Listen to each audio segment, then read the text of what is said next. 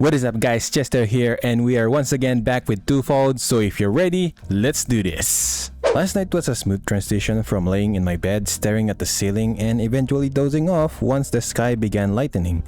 I managed to get about 3 hours of shut-eye before the buzzing of my phone. Really now? Slept for a few hours? Man, rest properly.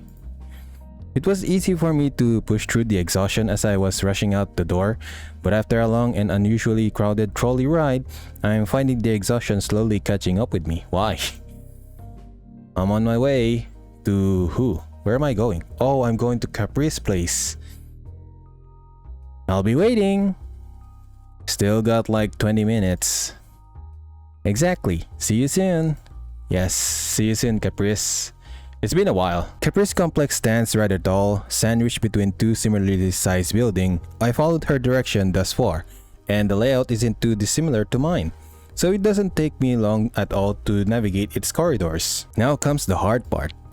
How am I supposed to approach Capri's though? Wait. There's a new look about Capri's. Like Capri's has been talking about dyeing each other's hair, but now I think Capri's has dyed her hair. Wow, Capri's, I really don't like that dye of your hair. I nervously ring the doorbell only for it to swing open almost immediately. On the other side is Capri's. It's only been a little while, but the last couple of days have dragged on forever. Hey, come in. Sure. Thanks for having me. She takes me by the arm and pulls me into the apartment without a second of hesitation. I should have figured she wasn't over-exaggerating. She really has been waiting, right by the door. Mom, Ollie's here. Be right there. Wow, Capri's has such a nice place. Very simple though, but still good. Capri's shouts in the general direction of their hallway before doubling back to close the door behind us. I rub my eyes trying to get a sleepiness out of them. My eyesight has been blurry, sure, but she looks different, doesn't she? Yes, she dyed her hair. How was the trip? Cold? You should really bundle up more, you know. Says you. A hoodie isn't a coat. I went warm. Is she going to bring it up? Should I? So... You look nice, by the way. Wow, is that all that you can say?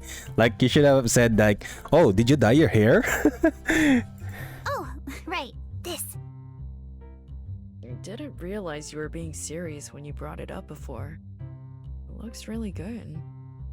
I'm not going to lie, if Olive is going to dye her hair, I don't want it to be blue. I mean, maybe a dark will be nice. I didn't really realize it either, but you know, I just kept thinking about it. And I just really wanted to change, I guess.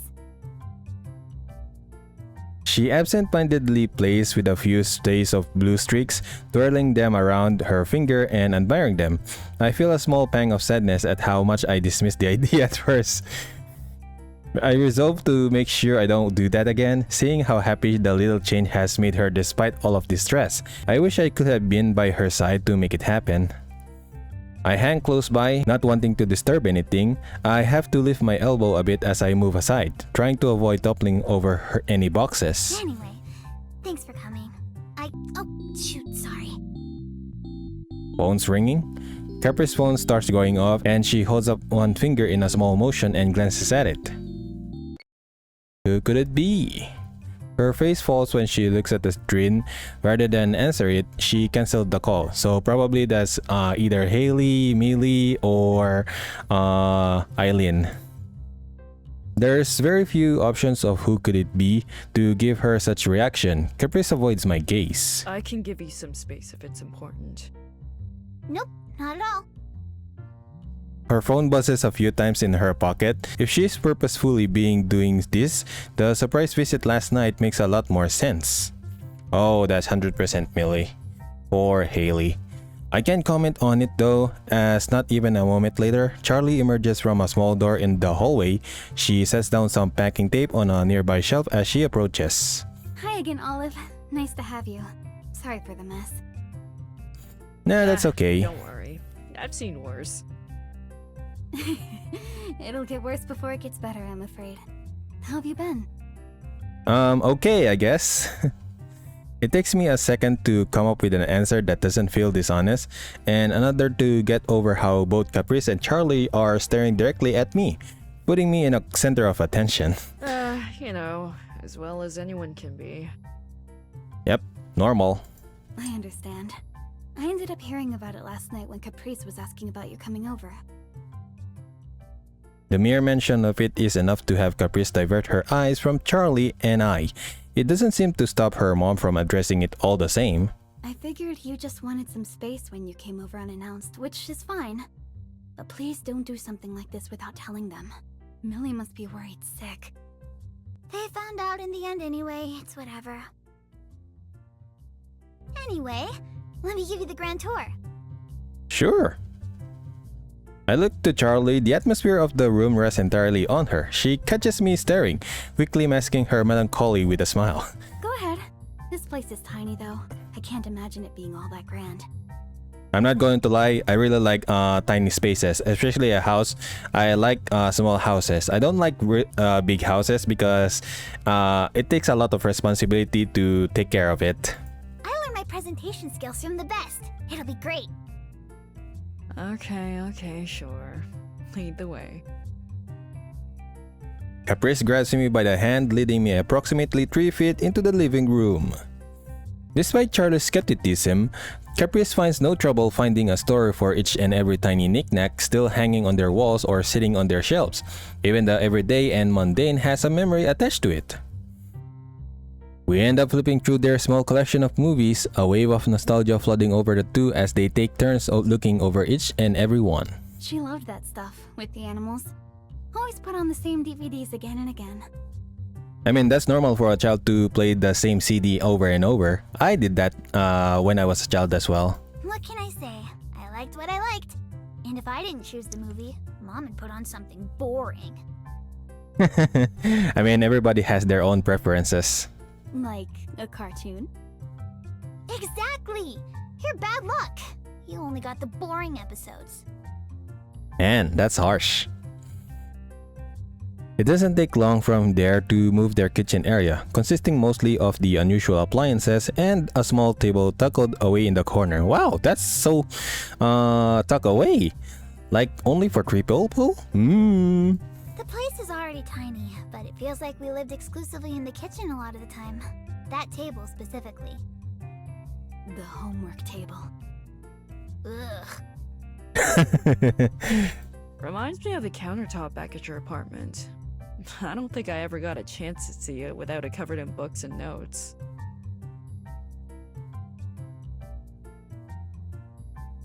Caprice walks on over, taking the seat closest to the wall before beckoning me to join her. The cushion on her chair feels flat, undoubtedly from years of use. Charlie opts to stay standing, idly putting dishes away. Look! There's still a weird wart from that time I spilled juice and covered up with a plate so Mom wouldn't see it. Caprice rolls her hand over a slightly lifted part of the table, patting it proudly. She must have hit it really well. Do you cook? Charlie makes a so-so motion with her hand and laughs. I didn't really have a lot of time to learn. We had to wake up early to go to work, and by the time we got home, it was already bedtime. Takeout was our best friend. Wow, you both don't know how to cook, huh? It did let us spend some quality time together at the end of the day, since we didn't have to worry about dishes or anything.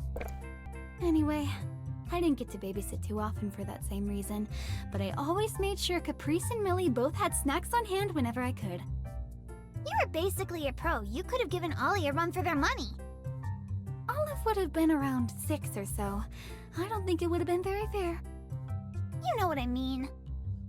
Well, not to brag, but I do think I've mastered the art of instant chocolate chip cookies. Oh my goodness, that's not even an art. It's just a basic skill. Like everybody can do it. Millie always used to tell me that was the best part about coming over. Oh, did she? That's the first I've heard of it. I remember her always being super excited about coming to visit. Charlie laughs as if remembering a joke. I think that says something bad about me. Mike was always a stickler for healthy snacks only, wasn't he? Well, it wasn't all bad. His snacks had their own charms. I'm not going to lie, they keep mentioning the Stephen, so probably they're going to have a talk about them over the issue. So I'm just going to go with the flow. Don't try too hard to convince yourself. I know how much you hate pears. Their conversation is vague and personal, but my imagination can fill in the blanks. I see it clear as day, Caprice and Millie, sitting here, scratching away at some doodles or a math sheet, nibbling away at whatever Charlie prepared for them that day. Mike coming in to pick his daughter up, maybe staying a bit longer for dinner, and doing it all over again another day at the Clark's house. I don't need a first-hand account to see how much of a family these two homes really are. I guess Millie disagrees, but I wonder if she looks back fondly on those times regardless. I miss those days. You miss those days? Like, only you, Charlie, Mike, and Millie. What happened to both of the spouses of each? Me too, sometimes. More than sometimes lately. Occasionally, I sit here and... She fidgeted with a fork in her hand. well, wish it was a bit more crowded. She and Caprice shift their head downwards in almost perfect unison. Used to feel a lot bigger. Because you used to be a lot smaller. A smile returns to Charlie's face as she drags the mood back onto its feet. I'm more than willing to do my part. She's not exactly very big now. Hey, it's not like you're a giant yourself.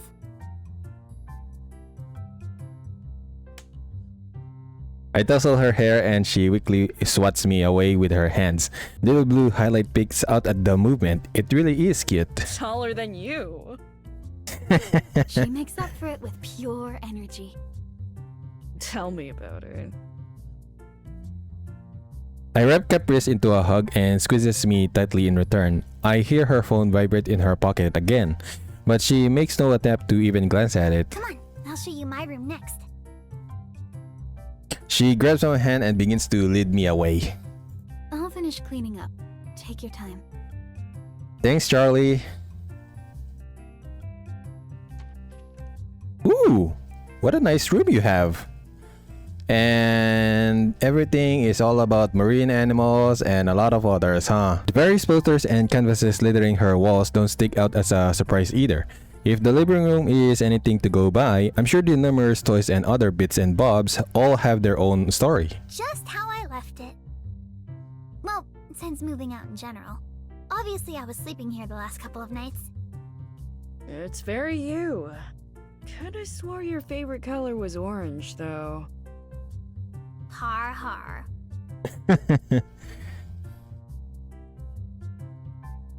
She sits on the bed as I walk over to a desk stuffed in the corner. There are papers scattered on it, from old school work to sketches. The entire desktop is like a moment frozen in time. Wow. Hey, did you draw these in high school? I held up one of the papers filled with figure sketches. I took art classes back then too. I join her on the bed as she grabs a plush otter, worn and well loved. Mike got him for one of my birthdays when I was little. Mom said I refused to open any other presents after, and since then they've always joked about how they could never top it. Her voice begins to shake as she gently strokes the otter's fake fur. I didn't take him with me when I moved out for college. I guess I took the idea that he'd always be there for me when I came back for granted, but now that... She allows that train of thought to hang in the air while she tries to find the best way to end it. The silence is eventually broken by a small sniffle, and then another. And she started crying. She opens her mouth to speak, but that only manages to fully shake her resolve as tears start streaming down her face. She buries her face in the toys in a vain attempt to mask her weeping. Hey, you okay? I'm fine. It's just, you know, I have to decide what to take with me before we tear this place apart. All the furniture, all our stories, everything, so it's not my room anymore, and this isn't our home anymore, and... Man, that's a lot of memories to take in. Like, she really loves this house, huh? Or apartment, I really don't know. She buries her face into me now, trying to do a better job of stifling her crying. I had seen her at her lowest the past few days, or that's what I believe until now. Is this how she always handles it? I wonder how much Caprice has cried lately. Is it a lot? Or is it only because she's been keeping it in all this time? I don't ask, only comforting her with an embrace. After a few moments, she murmurs, Wanna go for a walk? "Yeah, that will be nice. You really need to get some air." Sure. Her phone buzzes loudly. More text messages. She gives a frustrated sigh, but still makes no move to attend to it. Okay. Can you wait outside my room for a minute? Yeah, sure. I'll give you some space. You really need to, how do I say, prepare yourself. You got it. Take your time. Yes. Thanks. Take your time, Caprice. I'll be waiting. No matter how long. She wipes her eyes on her sleeves as she lifts her head up from my shoulder. I leave her with a small smile and exit quietly, giving her space to recompose herself. Hey, Miss Charlie. I wander to the living room. Charlie's sitting on the sofa, the grim expression on her face telling me she must have overheard the most important bits. Well, I mean, this is a tiny space, so of course you can really hear the voices. Everything alright? Yeah. We're going for a walk. She just needs a minute. True. It's hard, you know, leaving this place. Caprice says she's happy with how things worked out between Mike and I, but she's really suffering from the effects of it too. Moving isn't ever easy. Even after doing it a few times, I always miss things about the previous place. Yep, exactly. All the memories. Still, the good outweighs the bad for her, I think. Oh, I know. I just find myself wishing more and more these days that Aid were still here. I can almost hear the second part of the sentence. If she were here, none of this would have happened. I'm sure.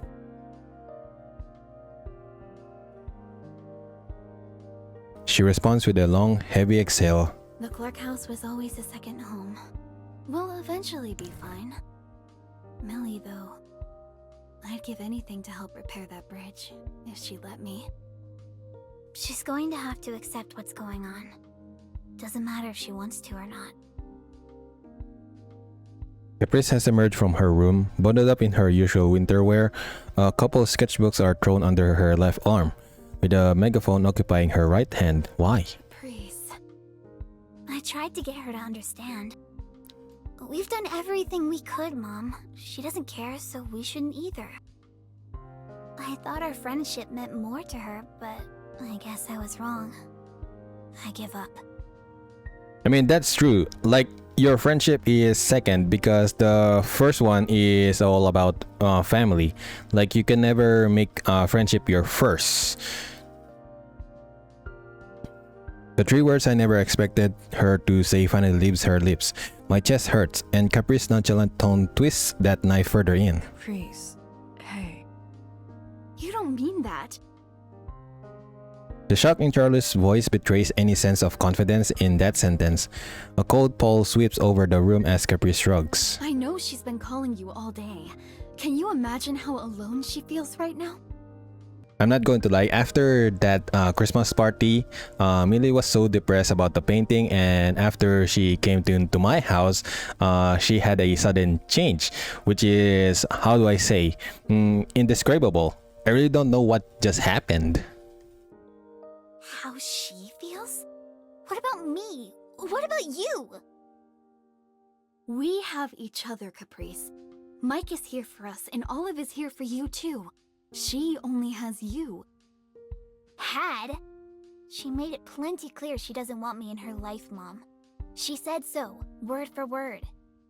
Well, that's probably a miscommunication.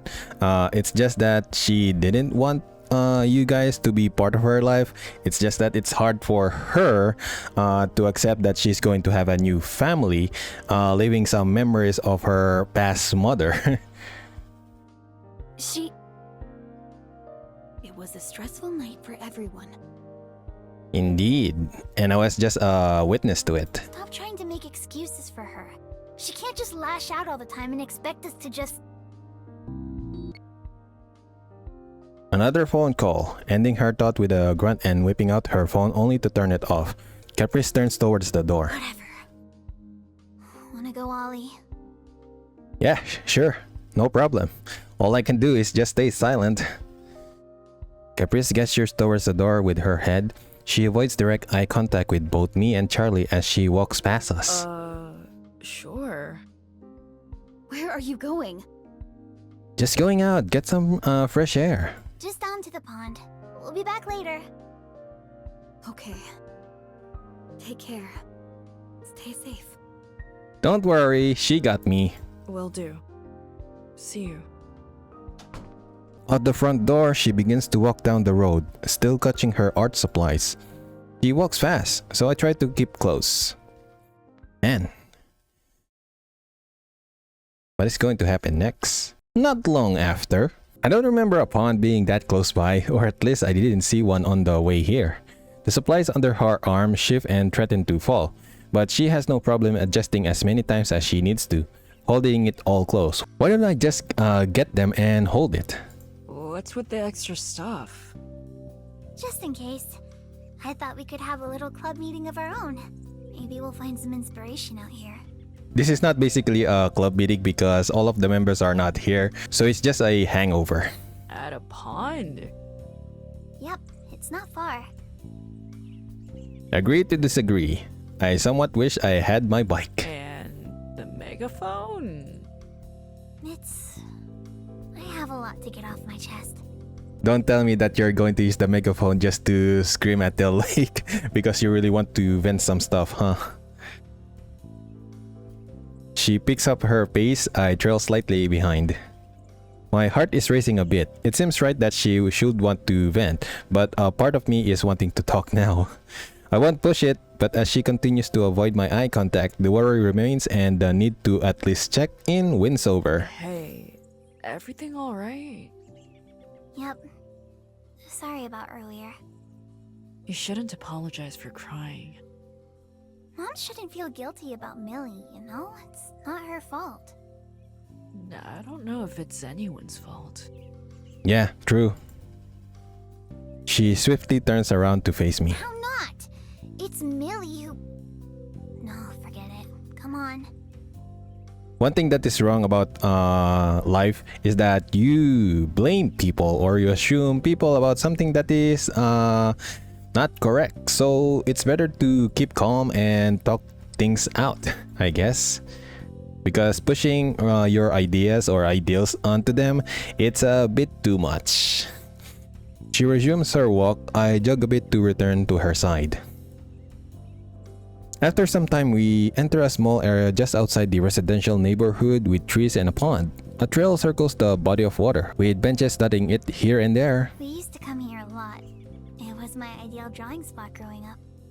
Wow, this is your ideal drawing spot? This is so hard. Like, just painting a landscape is already difficult. She finds a seat on a nearby bench and begins sketching in one of her books. The megaphone rests next to her, still in reach. Mom and me. Sometimes Grandpa, back when he was around. Sometimes Millie, her family. She used to draw a bunch, you know. Most kids do, I guess. Some just don't stop.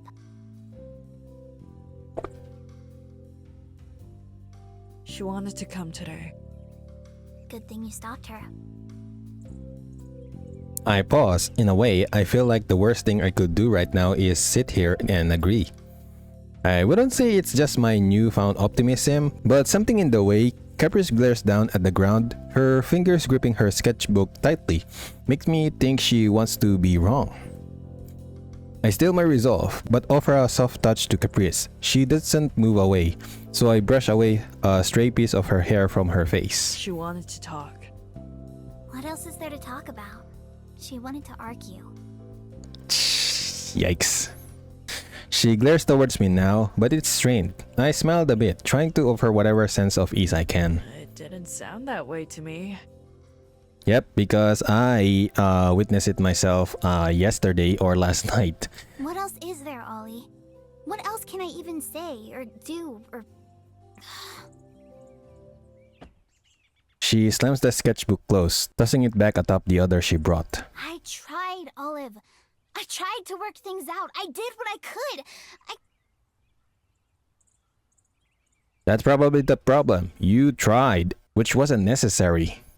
She buries her face in her hands. I reach out to touch her shoulder, and just barely she angles herself towards me. Her voice laced with an anger that colors how small she looks in this moment. All I'm good at is shoving people around. No one would give me the time of day otherwise. Millie hates me. Haley avoids us a lot of the time. The club doesn't even want to meet anymore.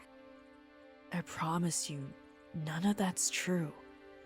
How can you even say that when you were roped into the club yourself? Oh yeah, she pushed me. It was even worse. I was just taking advantage of your personal problems to get a small step up in this dumb fight. It was still my decision in the end. So was everything that came after. And look where we're at now. It's been a rough few days, but that's only because I hate seeing you like this. You've been nothing but good to me. Then why does it feel like nothing I do is good enough? Why does it feel like I can't get through to anyone? I'm so sick of it. Months and months of this. My best friend. Her voice falters and shakes, and I get ready for her to cry into my shoulder again, only for her to stand up instead, swooping up the megaphone as she does. Without skipping a beat, oh my goodness, she's going to use the megaphone. She brings it up to her mouth and shouts at the pool of water. Why don't you get it? A flock of ducks takes off from the water at the sound, sending water spraying over the edge of the pond and a flurry of feathers behind. Oh my goodness. Sorry, ducks. You've always been my sister. Haven't I been yours? Do you hate the idea that much? I mean, she doesn't hate the idea, it's just that it's hard for her to replace her loss. She punctuates her shout with a wordless scream. I wince as the megaphone screeches in protest. Caprice, however, seems totally unfazed by it. Maybe I screwed up, but I was trying to fix it. Doesn't that count for anything? Why did it take me leaving for you to want to talk? I just wanted to laugh again.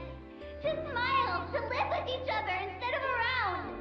Why is it so hard?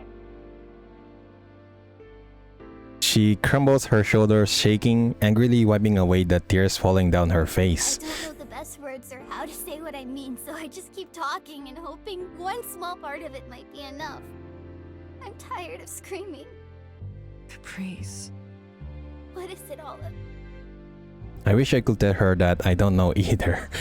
That I love her so much that I want to be with her and support her. But I've said all that already. I don't know how to translate how much I care about her into words. Screw it. I reach out and pull Caprice into the biggest hug I can. She's shivering. I wish she bundled up more. I nestle my face onto her shoulder and squeeze. The megaphone falls from her hand and into the snow with a small quiet thud. I feel her shift in my hold, slightly moving her face as if to say something. I ease up, not wanting to overstep. Don't let go. Her words are barely audible as she buries herself into my shoulder, holding me twice as tight. I won't. I promise. I'm here, Caprice, don't worry. I close my eyes and take it in, her hands grabbing onto my coat. How much warmer it is together, her exhale slowing from short to uneven hiccups to deep breaths. Occasionally, a spot of freezing wind will shoot over the lake, taking out any accumulated comfort we'd managed to create. Each and every time, Caprice pulls herself close. After one more time, she speaks again. Cole, A little. do you want to head back? I don't want to let go.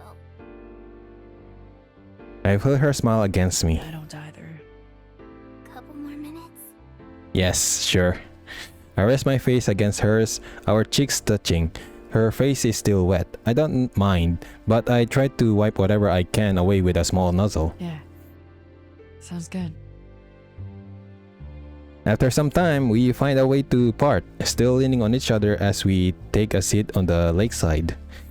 She asks me if I want to listen. I do. And fade to black, and I'm not going to hear any of that. Later that day, It's already afternoon. Wow, we hug each other until sunset.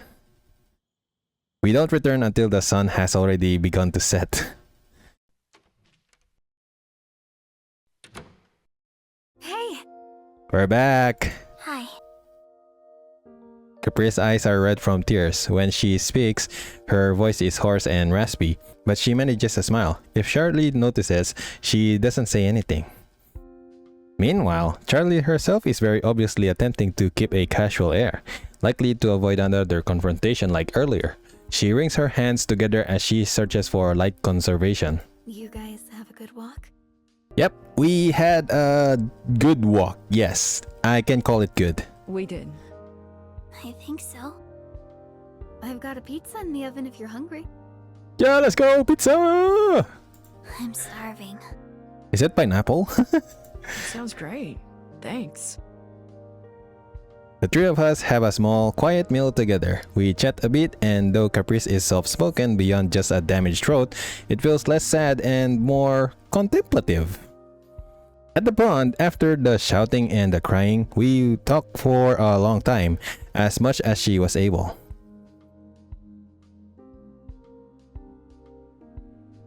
I just felt like a bomb waiting to explode. Like if I stayed back there, just being around Millie would weigh and weigh on me. Oh, this is the conversation they had earlier. That I'd be screaming at her and not the pond. Not that I really expected to come here and scream. Her eyes briefly turned to the megaphone resting in the snow after being pushed to its limit. I'd be amazed if it still works. Well, maybe I did. I don't know. Do you feel better that you did at least? Not sure. Kinda. Well, that's good enough, I guess. She kicks weakly at the ground, her energy well and truly spent after her shouting. I thought I'd come back home to cool my head or something. Actually, not even really that. I didn't have any plans after running away. I just had to leave. I know. It's alright. I sigh, thinking over the last couple days. Sorry again about the ambush. I didn't really think they'd go that far. You didn't think they'd be worried? Not really. Not enough to chase after me. But maybe I was hoping they would. I don't know. I must sound like a broken record, huh? She coughs. Yeah, you really needed to go home. Maybe you should rest your voice. I'm okay. As much as she tries to stifle it, a small cough sneaks its way out, immediately betraying her words. She continues on before I have a chance to I protest. wasn't really sure where I stood with anyone.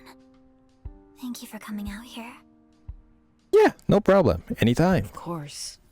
Do you think she actually wants to talk? After the ambush last night? Probably yes. Without a doubt. She peeks towards me through messy hair. There's a faintest hint of a smile on her face at the assurance. It's there only barely long enough to be noticed before sinking back down into her resting solemn expression again. What if it goes badly? Well, just don't think that it's going to end badly. Let's just talk it out. Then I'll be here for you if it does. But try to think positively, okay? I am. I gave up on her, Olive. Do not give up on her yet. Never too late to change your mind. But she has to make that choice too. Think she may have. I'm rooting for you both. That's true. She had a change of thought after that ambush. She was like, oh, I really wanted to talk to Caprice now. Like, after what happened last Christmas. She laughs hoarsely and gives me a hug, nuzzling and kissing me. It's so funny. It's just nice to know that at the very least I always have you in my corner. It means a lot. Well, you know. Yeah, I know.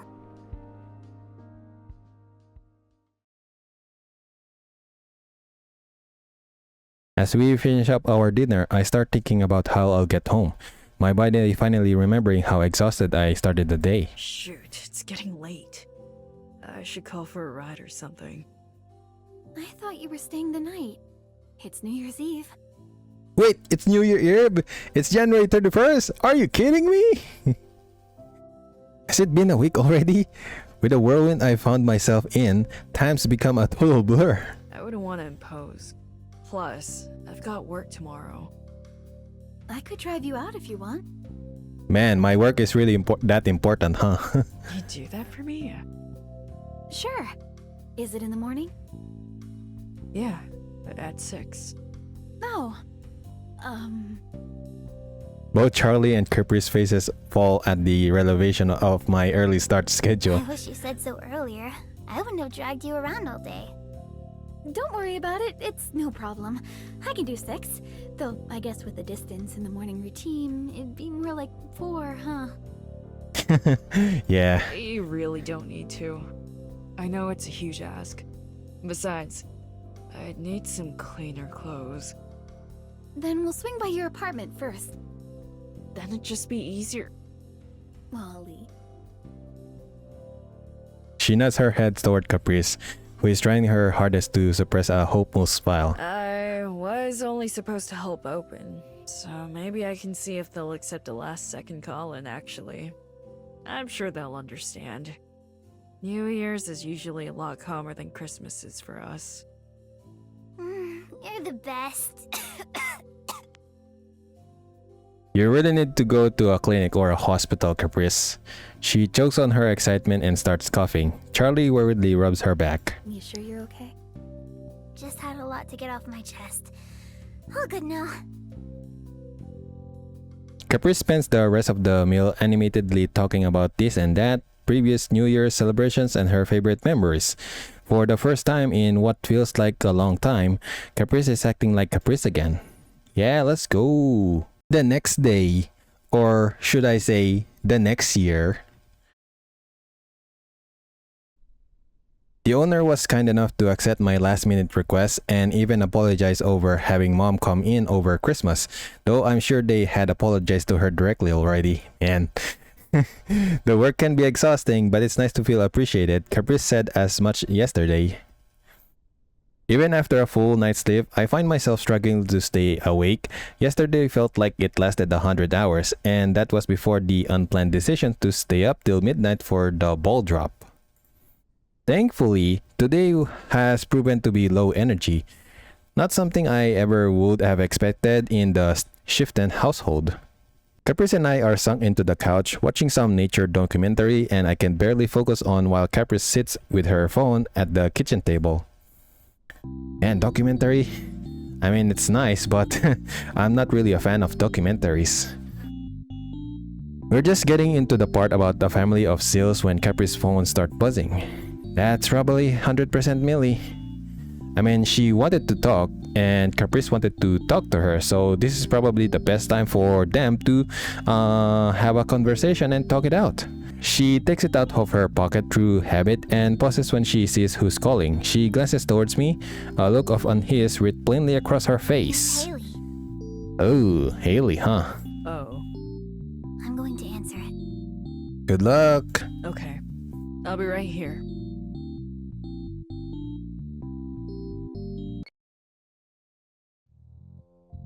She flashes me a quick smile, then stands up as she answers the phone. She walks away as she speaks. Hey, Haley. Happy New Year. She glances back towards me and Charlie. I give her an understanding nod, and her mom mirrors the motion. Sure, I have a minute. Caprice disappears into her old room. Are you going to eavesdrop and listen? Charlie approaches after a few seconds, arms crossed in a guarded way. I hope those girls can work it out. I am positive that they'll be doing it. Me too. We all do, I think. Are you doing okay? Charlie blinks in surprise, looking caught off guard at the question. She quickly regains her composure by laughing it off. Yeah, right. You're not really laughing it off. You're just forcing yourself to laugh. You don't need to worry about me, Olive. I appreciate the sentiment, though. It's still... I don't know.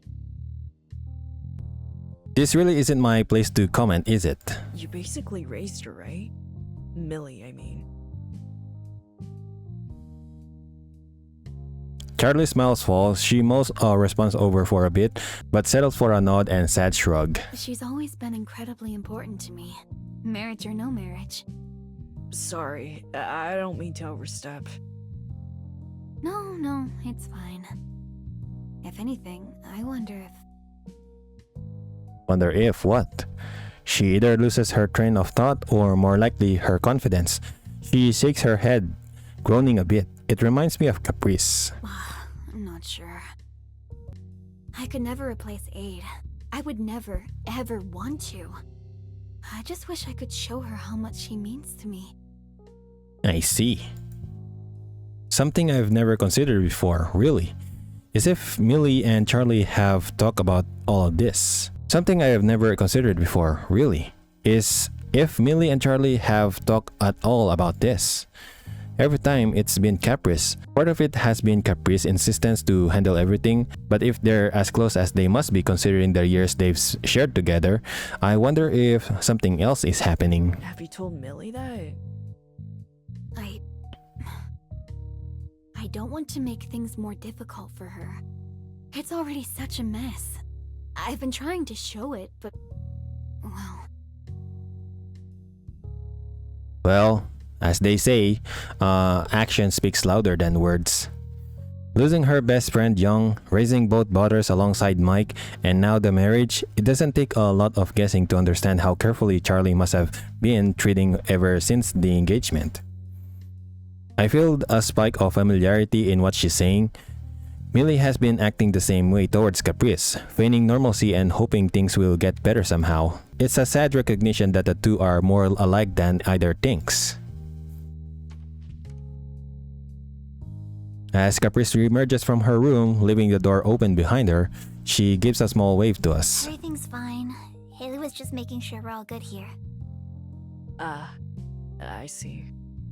And I spoke to Millie a bit. Ooh, that's good.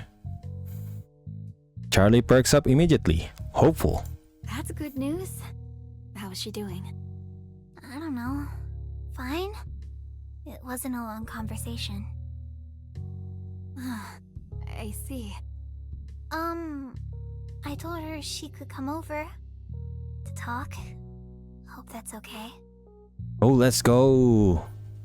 Caprice purses her lips and closes her eyes, exhaling sharply. Silence ensues. Slowly, she opens her eyes, glancing between both of us uneasily. I'm at a loss for words. Luckily, Charlie speaks up. When is she coming? She said she'd be here as soon as possible, so... like, half an hour, maybe more? Oh, okay. Let me take a quick shower and I'll get out of your hair. Huh? No, you don't have to leave. A mixture of shock and fear laces Caprice's voice. She takes a small step toward and waves her hand. Her attempts at calming her mom looking more like a desperate flail for help. Are you sure? I can't imagine it'd be comfortable talking in front of all of us. I feel a bit put on the spot, but she has a point. If this is their attempt at reconciliation, I don't want to make things awkward. What, do you think she's gonna feel outnumbered or something? As if by saying out loud, Caprice realizes that's exactly what the concern is. She shakes her head even harder. We're not against her, right? We're all just doing our best. Yes, that is true. We just want to reconcile. If she's gonna take this step, we should meet her in the middle. Her voice trembles. She grips her hand into fist, her speech just as much as an attempt to steal her own resolve as ours. The only traces of the Caprice who gave up on her best friend are found in the cracks of her facade. The uncertain sigh, the glancing away, the fear that is talk will do more harm than good. For the most part, Caprice is doing what she does best. The very thing I fell for her for. Pushing along even when it's difficult because it's the right thing to do. My goodness. The only difference is she's now pushing herself. I take her hand into mine to reassure her she won't be doing it alone. Like I said, I'll be right here. Charlie gives an awkward pat on both of our arms, taking an extra second to look at her daughter with a soft expression. Of course, Caprice. I'll be here too. We're all here. You can do this, Caprice. The next 40 minutes feel more like 400. Charlie barely moves an inch, foregoing her phone for twiddling her thumbs at some point. Caprice retreats into her room. Whether it's to meditate or hype herself is anyone's guess.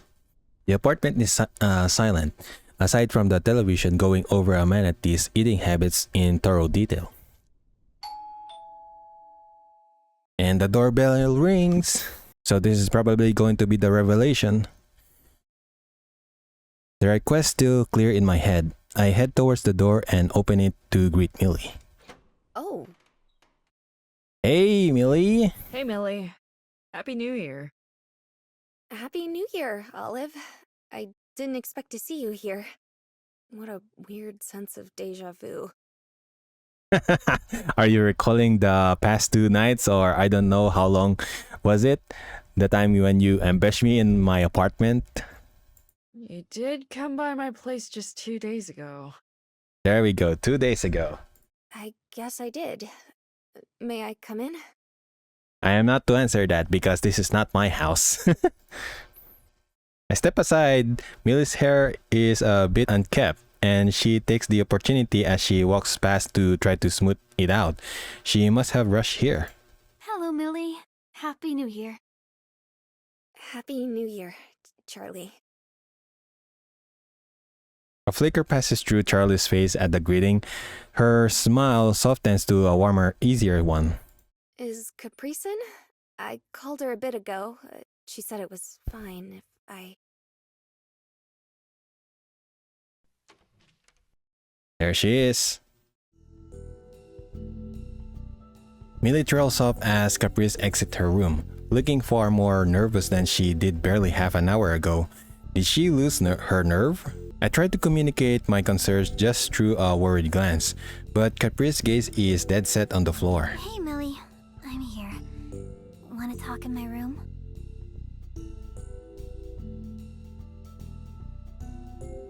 Millie's shoulders relax at seeing her, and she gives a small nod.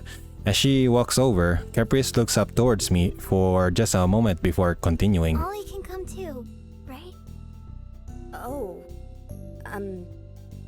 I don't know. I was kind of hoping it would be just us two.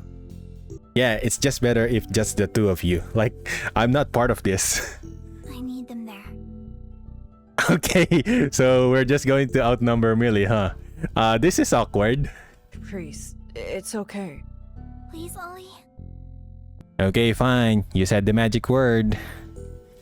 Both me and Millie exchange a look. I'm not sure what support I could provide exactly. I thought I'd be sitting on the couch and ready to jump in if things went bad. Millie gets over her uncertainty before I do and nods. Well, alright. A small smile crosses Caprice's lips and she beckons me over. I steal a glance towards Charlie, who watches them from her chair in the kitchen. She opens her mouth to say something, but apparently thinks better of it. She notices me looking as she returns back to the table and offers something. Go on, then nod.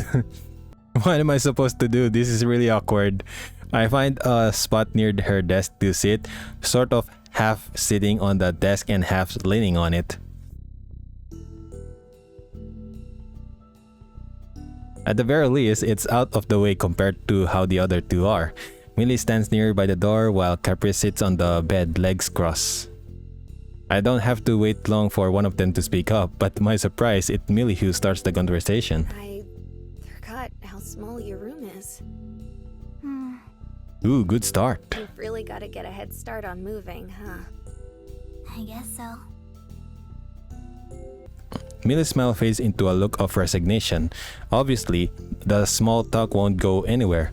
Better to get it over with. I've been calling you and texting. I was worried about you, you know?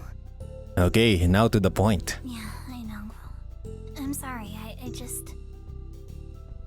She rocks a bit back, trying to figure out how to continue. When she does, her voice is a bit stronger than before. I was really mad.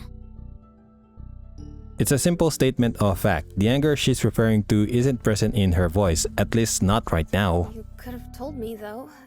I would have given you space.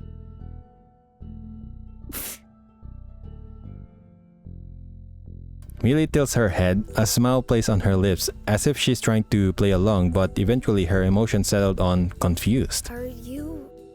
Is that funny to you? Yeah, kind of. The energy in the room shifts. Caprice looks away, a mix of frustration and hurt causing her to bite her lip. Can you explain the joke for me? I don't get it. Are they going to start fighting again? That's the exact thing I was afraid of, you know? Like, I didn't really need to give you a reason to avoid me, except the one time you want to talk? That's not fair, Caprice. Maybe it isn't. But do you know how much it sucks to feel like you want nothing to do with me? I'm sorry, okay? What do you want me to do? I'm not perfect. I'm not either. I just don't know when to talk to you or leave you alone, or if you even care if I'm around sometimes. What? Of course I care. Funny way of showing it. Ever since the engagement, you've been acting like I'm a poison or something. It's not you, Caprice. It's the whole situation. Please explain the difference, because you've been pretty actively avoiding me specifically for months now. It's like I've been banging my head against a wall trying to explain this to you. Well, try harder. Every time I think I understand, it's like you move the goalpost just to justify staying upset. Do you think I enjoy it? Do you think this is fulfilling to me? Look at it this way. Every single time I say anything is wrong at all, you try to fix it. What's so wrong with trying to make you feel better? Why do you hate it so much when I try to help? Because the way you help isn't what I need.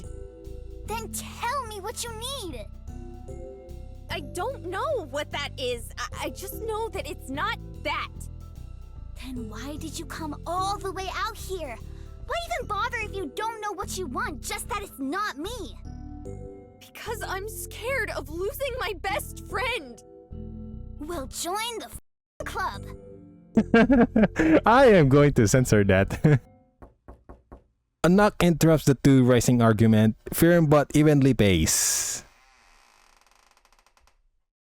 Without waiting for a response, which is probably for the best as both Caprice and Millie stands there frozen, Charlie creaks open the door. I'm sorry. I don't know what to say yet. I just couldn't stand seeing you two like this. We're fine, Mom. Sorry, I guess we were a little loud. We'll tone it down. The last thing I'm worried about is our neighbors, Caprice. Sorry, neighbors.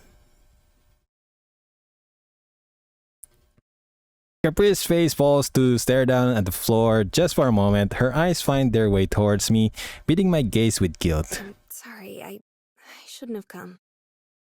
No, Millie, please. That's not it at all.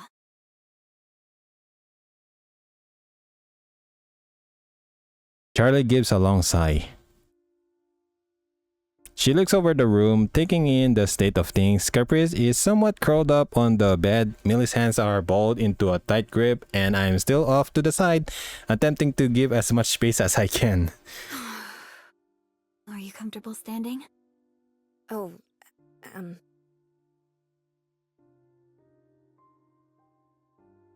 She looks to her only option, a space next to Caprice. Caprice scoots over a bit, an attempt at assuring her that she won't mind. Awkwardly, Millie sits on the very edge of the bed. Charlie takes her spot in the middle of the room. Olive, do you remember what you asked me a bit ago? If you were okay. Well, that, but I meant what came after. If I had spoken to Millie about what I was feeling.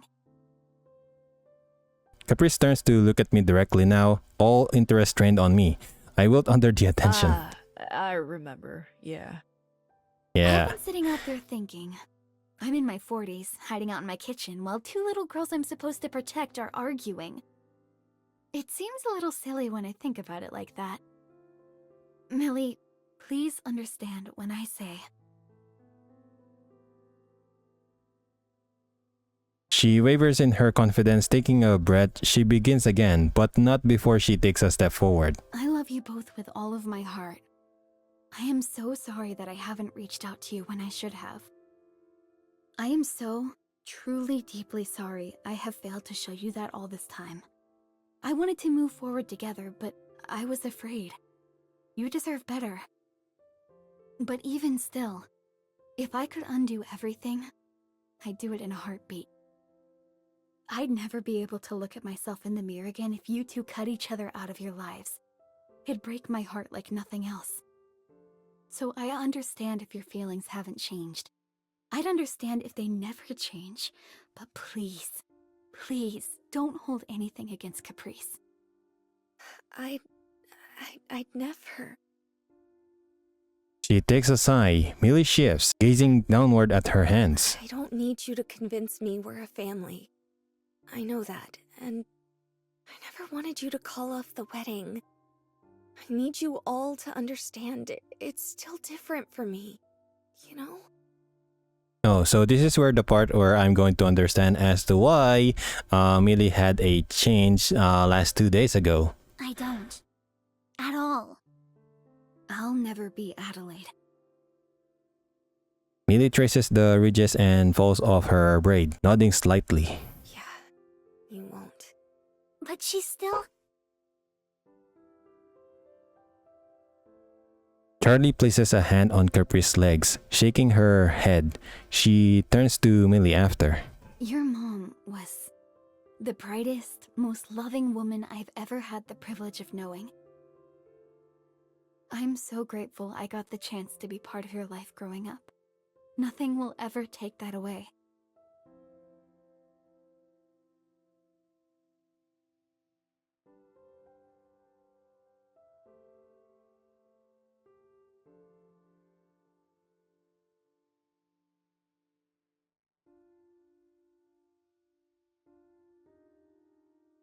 Mike and I love each other, but I could never replace her for him. And that's fine, I wouldn't want to. He'll never replace her for me either. No one wants to forget her. We never could, even if we wanted to. The bits and pieces that get lost to time can't erase how much she means to us. How much of our hearts we lost when she passed. The short time I've known her, Charlie has always been more mellow and reserved than Caprice, but it was impossible to really comprehend the weight she's been carrying around this entire time. I can't see her expression well from where I am, but suddenly Millie stands up from her bed. She's trembling. The shock and fear quickly wash over Charlie's face at the motion. I can only guess how many words are shooting through her mind over what she said or didn't say right. Millie takes a breath. I'm sorry too. Her voice cracks. Charlie reaches out and pulls her into a hug as Millie begins to cry. I feel so out of place. I want to get out. Give this tree some privacy. I stand up, but as I do, I notice Caprice. On the bed, alone, as Charlie rubs Millie's back, Caprice cries too. The emotion from the room is overwhelming, but when I see that, any feelings of being out of place are immediately shoved aside as I go over to her side and pull her into a hug of my own. She cries into my shoulder quietly as Millie continues speaking, muffled in Charlie's arms. I've missed you a lot too, but I really thought you would hate me after all of this. No, Millie, no. Never. This is very heartwarming. The cries subside just long after for Millie to glance over at me and Caprice. Seeing Caprice is unable to look up, she makes eye contact with me directly. I understand immediately. I rub Caprice's back and take her hand, speaking in a hushed whisper. Hey, What? I think Millie wants you. Really? Really, really. Come on. I stand up, offering Caprice myself as support to lean on as she lifts off the bed.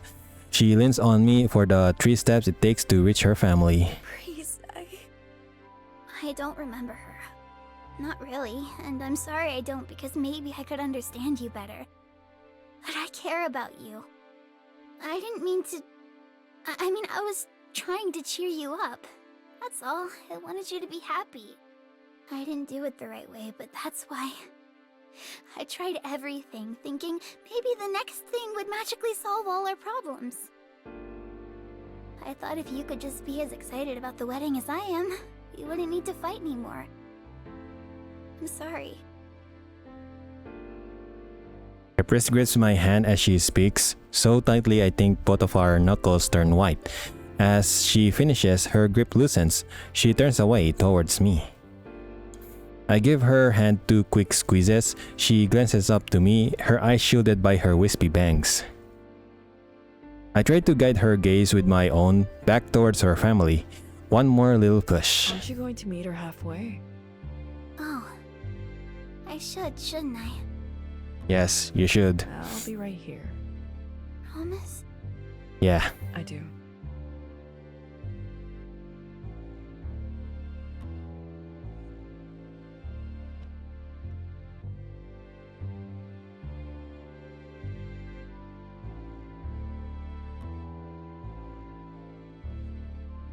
Caprice manages a small smile at that.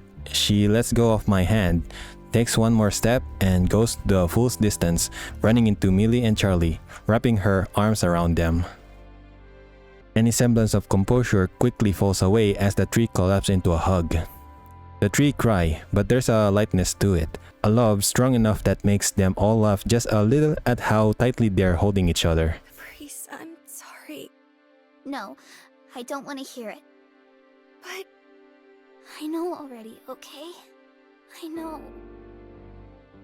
Millie sighs, but holds her sister tighter all the same. It's more clear now than ever. My place is beside Caprice, but this moment is wholly theirs. All I can do is wipe my eyes and do my best to burn this image into my mind. Of Charlie and her children. 2 weeks later. And we're at the art club. Good meeting, everyone. Adjourned. And with that, the first art club meeting of the final semester concludes. It was as if the winter break never even happened. No one missing a beat in their usual routine. This is gonna be our last semester as a club, so we have a lot of ground to cover and not a lot of time to do it. Let's make it one to remember. You're the boss, boss. It feels like it's been forever since we had a day like this. It's hard to believe that for a few months this felt normal. I can only hope it lasts, even if the clock is already ticking down. Sounds to me like it's not time to end the meeting yet. Eileen? What's wrong? Even after everything and knowing what kind of person Eileen really is, it's hard not to feel at least a little nervous whenever she volunteers herself into a conversation. Like Caprice said, we only have a semester left before we're locked out of this room. We're going to need to settle on a new meeting spot if the club's going to continue afterward. Ooh, okay. The room falls into stunned silence. Even Wallace is struggling to hide the shock on his face. Caprice and Allison's are a lot more comfortcoming with their reaction though, the former looking on the verge of tears. Oh, Elle. Nuh-uh, no nicknames. I don't remember you enforcing that rule after our aquarium visit last year. She thought it was funny back then. Of course it got a pass. As Wallace and I press at Eileen's button, Allison hovers around us, tilting her head back and forth, trying to shake an idea loose. She's right, though. We should figure out a new place sooner rather than later. We have half a year to decide, but that'll go by fast. I'm sure the diner wouldn't mind housing us during slow periods or after hours. Mom would love to see everyone. You think so? Yeah, let's go! Let's make the diner as our hangout place. Her face lights up the way it used to, immediate and radiant. The old owner put comfort and community at the top of her priorities when running things. I think our little club would fit in perfectly with her idea of the place. Sounds like all our problems have been solved then. That is true. All problems. Not until we can get actual confirmation. Talk to your management ASAP. Yes, ma'am. Okay, in that case, the meeting is now adjourned. For real this time. Wallace is the first to leave with Allison and Eileen right on his tail. Once they're at the doors, Eileen gives Allison a couple pats on the back, urging her head as she returns to Caprice and I once her girlfriend is safely out of earshot. Caprice. That gets her attention just as well as anything else. I keep my head down, focusing on shoving things into my backpack and trying to keep my business out of whatever Eileen has planned for her. Sup, Al? We aren't doing that. Anyway, I just wanted to... I'm sorry about how the painting went over. I didn't have much of a chance to say so before now. A few seconds of silence as Caprice ponders Eileen's apology. Only a few, though. Huh. That's funny. I don't remember telling you what Millie thought of it. I can suddenly feel a pair of eyes staring right through me. As stiff as my spine suddenly feels, I managed to find the willpower to bring myself upright, only to find a playful smirk on Caprice's face. Sorry. Yep, I kinda told her back at the diner. I basically forced it out of them. If that helps keep Olive in your good graces. The smirk quickly revolves into a giggle. It's fine, both of you. That includes the painting, by the way. That's not what I heard. Another glare directed at me, this time from Eileen. It has been 2 minutes at the most, and I'm already exhausted from this conversation. You warmed up to it in the end. And even if she didn't, I asked you for the help. I'd never blame you for how things turned out. But... Before she can continue expressing her guilt, Caprice cuts her off with a hug, doing its job of shocking Eileen with added bonus of causing her to stumble just a bit. Hey, what's the deal? Thanks for everything you've done, Eileen. I know I'm not your favorite person. Ugh, you got that right. This is where I'd expect Eileen to try and pry Caprice off her, and I'm sure Caprice is anticipating the same. To my surprise, however, Eileen returns the embrace, wrapping her arms around Caprice. I'm nowhere near the bottom, though. Unable to contain my smile, I try my hardest to commit the moment to memory, knowing full well that Eileen is going to force Caprice and I to forget it afterward.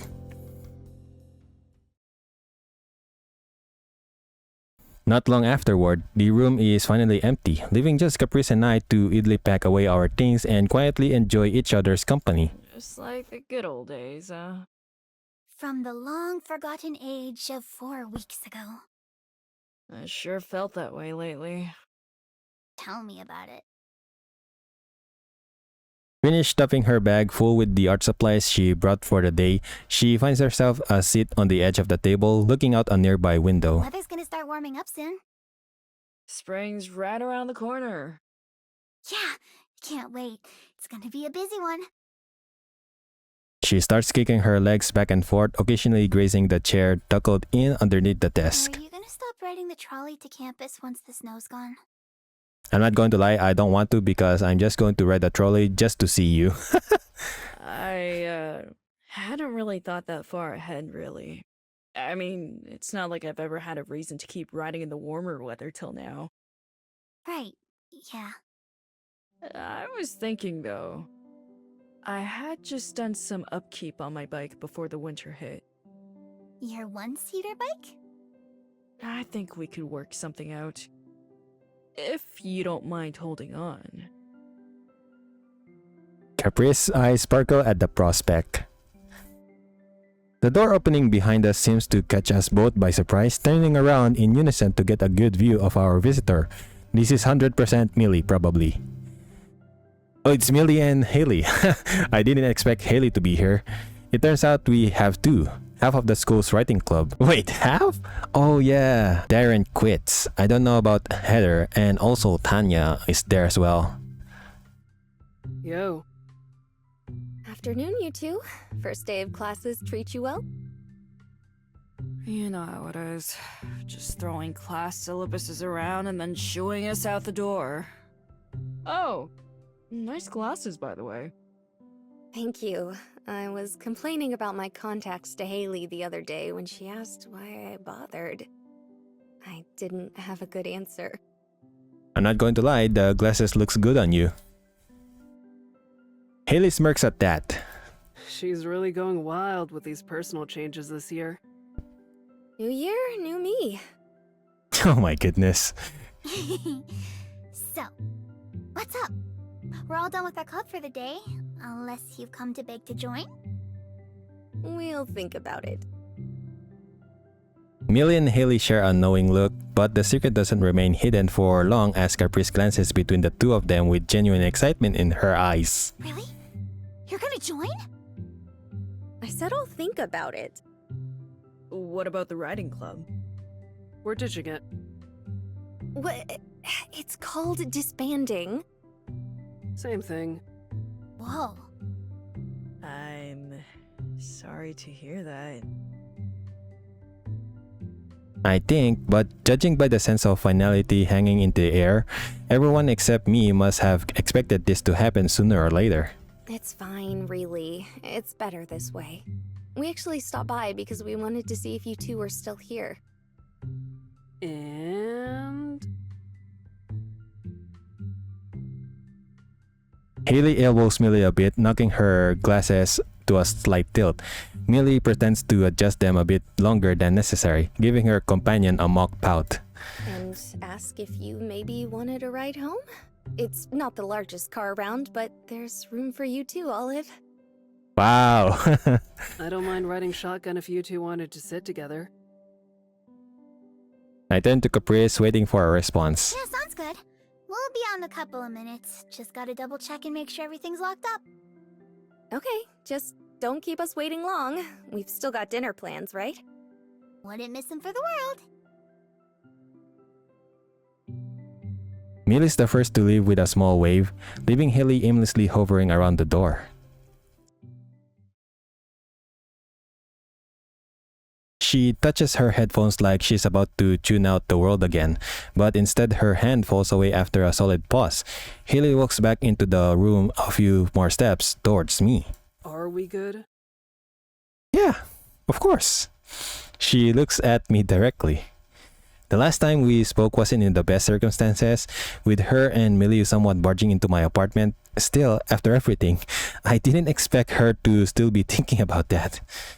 A smile comes to me naturally and give her a nod. Yeah, of course. She sighs in relief. You really didn't need to worry about that, you know. We were both just trying to help, right? Right. Still, thanks for everything. No worries. You too. Even if in the end, Caprice and Millie handle it all themselves, I'm still grateful that Millie had someone by her side like Haley while they figured it out. I'm sure she feels the same towards me and Caprice. Without anything else to add, Haley and I find ourselves at a rather awkward standstill of not knowing how to really end the conversation.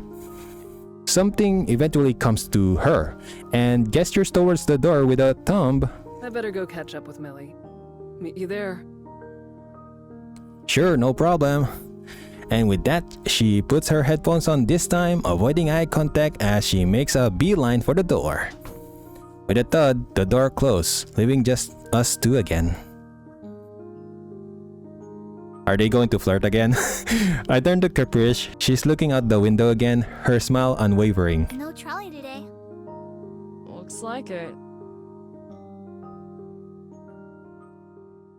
She stands to her feet, digging around her pockets for the room key as she slides her backpack over her shoulder. She gives me a quick kiss on her way out the door. Ready to go riding, buddy? Lead the way. The weather's warming. Whoa! And that's the end of TwoFold. I mean, part of TwoFold because I need to do Millie's side. Not going to lie, Caprice's route is really interesting. I mean, Caprice is a little bit pushy, but that's a part of her personality. Oh look! We're riding buddies again! On a bike! Let's go!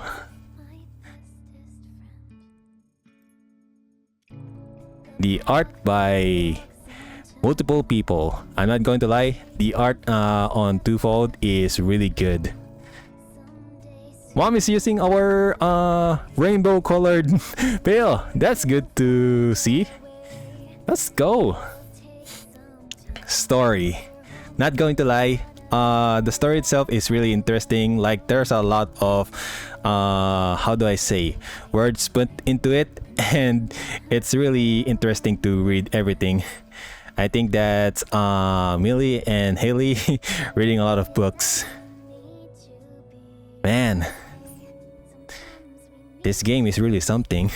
Like it took me a lot of months just to finish this, but it doesn't matter because I'm still going to upload it.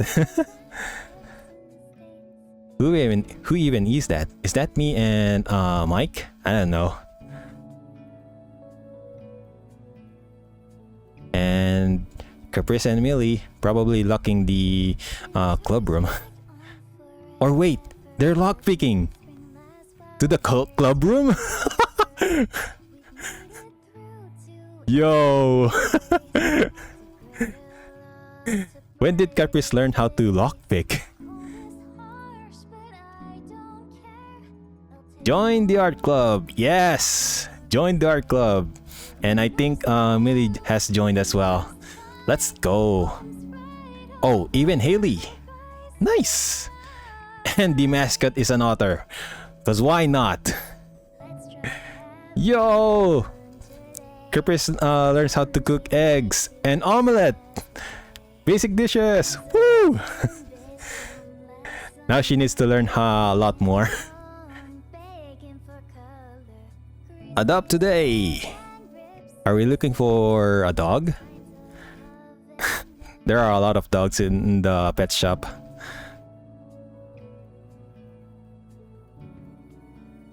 Main theme, Tracing Footstep. Is this the title of the song? And we are back at the aquarium again. Really? How many times have I been to the aquarium though? Well, as long as I am with Caprice, it's not going to be boring.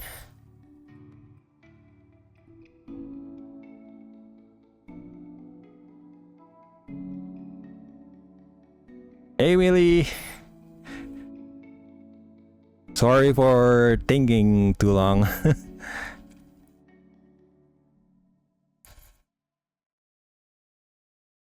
2 months later.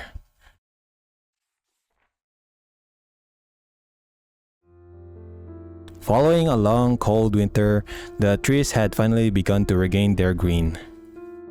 It's spring. And that's Mike and Charlie. Underneath a pleasantly warm sun, Charlie and Mike said their vows after a year of heartbreak and strife leading up to this moment. It was over in an instant, punctuated by a modest applause and flowing flower petals. Wow, they have such a good wedding. Coming from a family as small as theirs, it was the first wedding Olive had ever gotten the chance to attend. The image in their head of a big grand event didn't quite match the more subdued reality of the ceremony today. And now, Olive, Caprice, Millie, and Haley joined a handful of friends and family watching the couple share their first dance together, moving to and fro in a subtle, endearing clumsiness that could be easily mistaken for grace. They look good together. Yeah.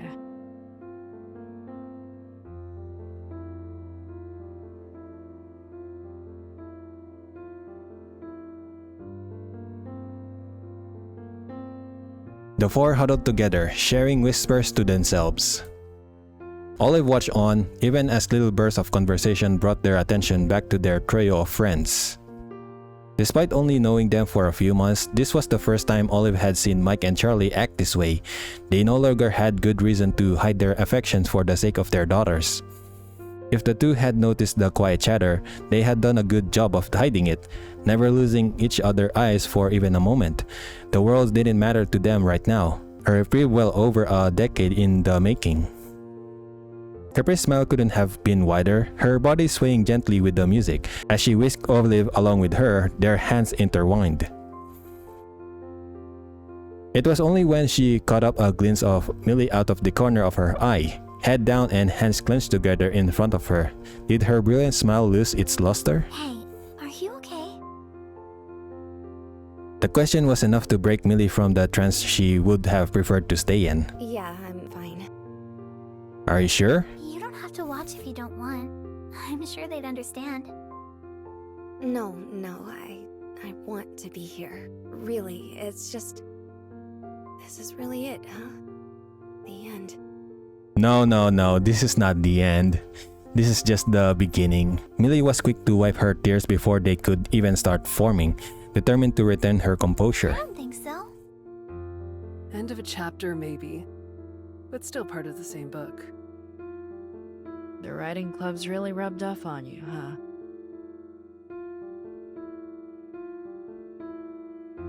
I mean, even if the writing club is gone, you still have the art club. Even if it's not the same as yours, it's still something, I guess. Haley responded with one of her usual shrugs. Unlike similar replies she had made before, this one had felt more like a deflection than a result of her apathy. Will you three stop trying to make me cry in public? Unbelievable. I mean, it's okay to cry. Just know we're here for you if you need it, okay? You've got a reliable little sister now, you know? Oh, you. As quiet as the group attempted to be, a small ripple of laughter made its way above the music anyway.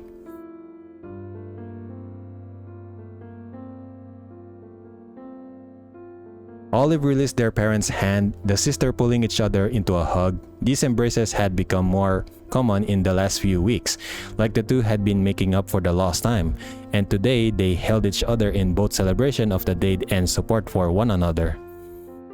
Tears pricked at Millie's eyes. Her family was all here, both found and familial, and Capri's own tears fell silently at the joy. Charlie and Mike continued to waltz together on the dance floor. They had worn smiles all day, but those paled in comparison to the ones they had now. The last several months had been the most turbulent of Olive's life, with some of the highest highs and lowest lows. Their times as a stranger to this circle, isolated and desperate for help, felt like several lifetimes ago. In the last few months, they found themselves easily falling into a waltz of their own with Caprice. Their space in each other's world was not so much carved out as it was simply found, each step taken together bringing them a new day filled with wonder and love. Caprice reached once again for their hand. The tears she shared with Millie were beginning to dry. Olive wiped her cheek with their free hand all the same, and she rested her face against it, looking up at them. Do you want to get the next dance? Neither of them had ever danced before. More than anything.